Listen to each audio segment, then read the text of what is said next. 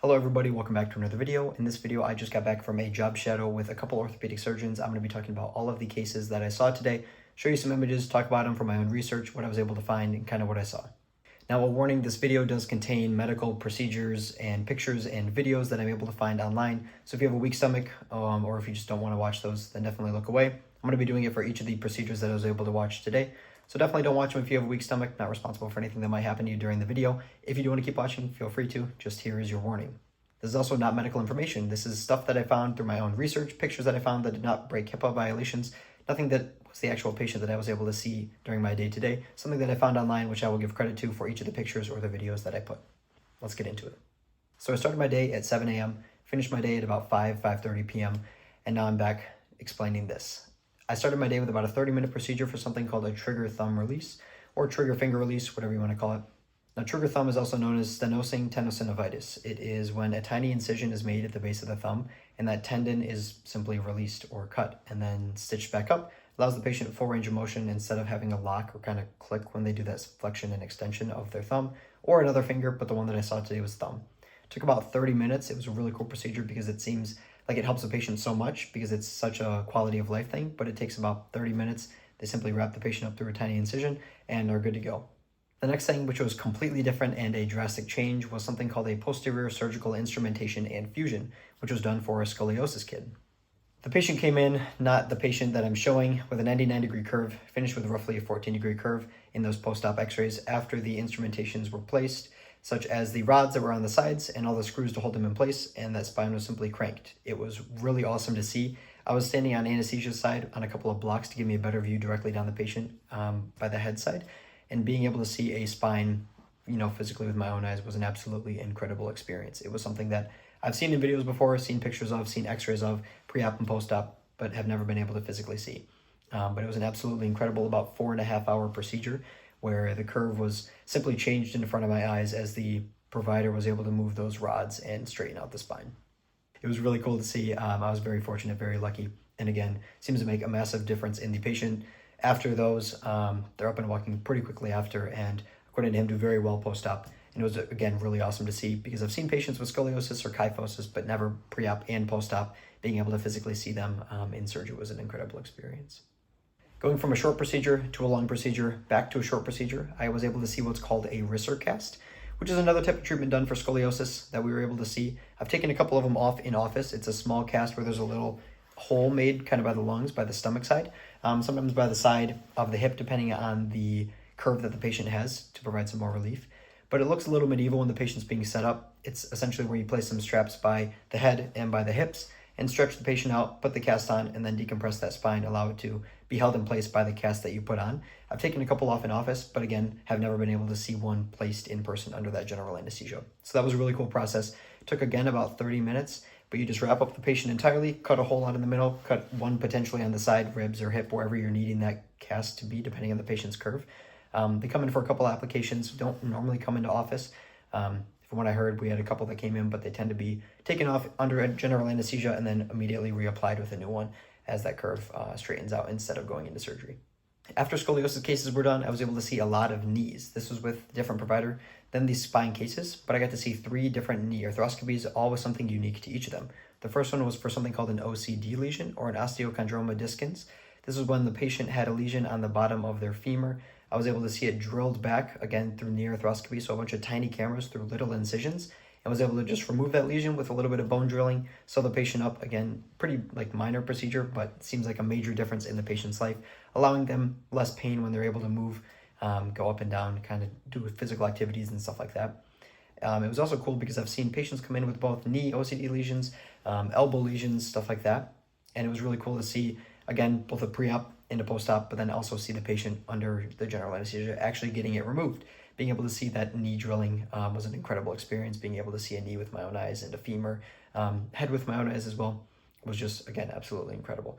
I think it was the femoral condyle, which ended up being drilled, but I'll show an x-ray again, show some kind of images of the lesion that you'll see on x-ray, what they drill back, kind of what it looks like, all that good stuff. The second knee arthroscopy that I was able to see was something called a meniscectomy. Something you might have heard of is a torn meniscus. This was for a patient who had a partial tear in their meniscus. You can either do a total repair or a partial repair. And it's not really known until you kind of get in there. It's hard to tell on the scans you can have done, x-ray and MRI, ultrasound, whatever that may be.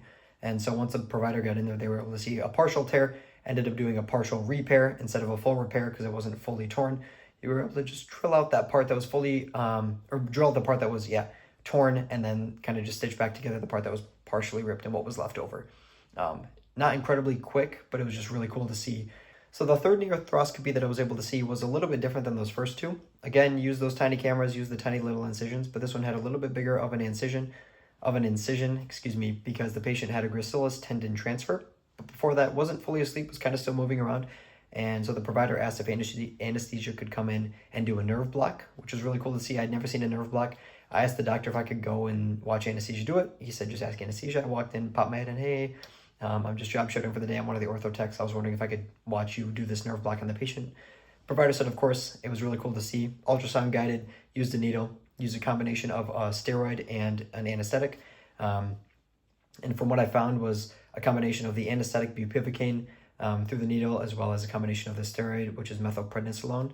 And again, that combination, just putting that nerve to sleep under ultrasonic guidance, was awesome to see. The literal injection of that combination medication, was able to see the literal nerve being hit with the needle. That guidance was just incredible. It seems something that's so minor that they probably do all the time, and that, none of the providers really care about. They're like, yep, just let me know when it's done. But as a tech, not being able to see those things ever before, coming in and being able to watch that was, again, absolutely incredible. It took, maybe 10, 15 minutes. I don't really exactly remember, but it was pretty quick. But again, puts the leg to sleep, does that nerve block, blocks out some of the pain after the procedure is done. And yeah, again, provides immediate relief before that surgery was done. And then after the anesthesiologist left, the provider came in, finished up with that gracilis tendon transfer. There was an incision made kind of by the bottom of the femur as well as the top by the kneecap, and that tendon was simply pulled through. It was brought in on some ice and some liquid to keep it hydrated, which again was really cool to see. A tendon in front of me from a donor cadaver body that was brought in and was transferred into a patient who needed it. The patient had cerebral palsy and was having some issues moving with that flexion and extension or the bending of their leg. And so that helped with a little bit of the pain, some of that motion, stuff like that. But it was really cool to see it. Just a tendon in front of me, the different type of incision, also through an arthroscopy. But again, being able to see that in front of me, being able to see a live tendon being transferred, put into a patient to allow them some of that immediate relief was just absolutely incredible. Now, because the nerve block was needed for that tendon transfer, I was really lucky that a provider came in who was on call. We always have a provider, PA, so a doctor, a PA, and an ortho tech that's on call for the week in case anything comes in, needs casting, needs immediate surgery, whatever that may be, just for consultations. And I was lucky enough where, because that last case took a little bit longer, at about 4:45, a kid came in with a snow or a sledding accident, had a broken femur, needed what's called an open reduction internal fixation of the femur and hip. And so what was really cool was I just asked the provider, I said, hey, I'm job shadowing another one of the providers. I was wondering if I could come into the surgery. I know it just came in. If you don't have room in the OR, I understand that kind of thing. And the provider was more than happy to allow me to sit in, teach me, kind of show me what the patient looked like, see an open femur in front of me, see those, that rod place, kind of that plate in the screws to hold it in place, see the immediate fix of that femur, see the pre-op and post-op x-rays. Again, was absolutely incredible. But it was put just to stabilize that broken kind of thigh bone or your femur, and again kind of put near the hip through the femoral head and keep it in place, allow it to be a little more stable so that the patient didn't have bones going separate ways. Again, I'll show pictures of not this patient but of one that I found online.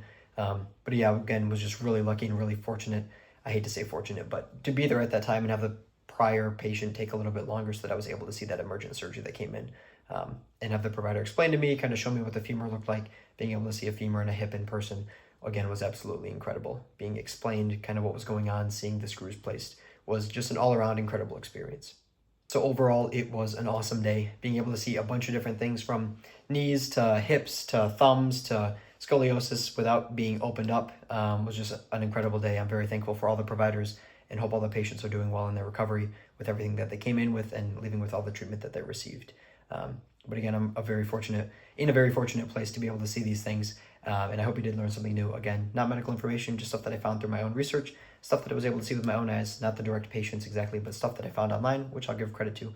If you have any questions, comments, concerns, let me know in the comments below. Otherwise, I will see you all in the next video. Thanks for watching.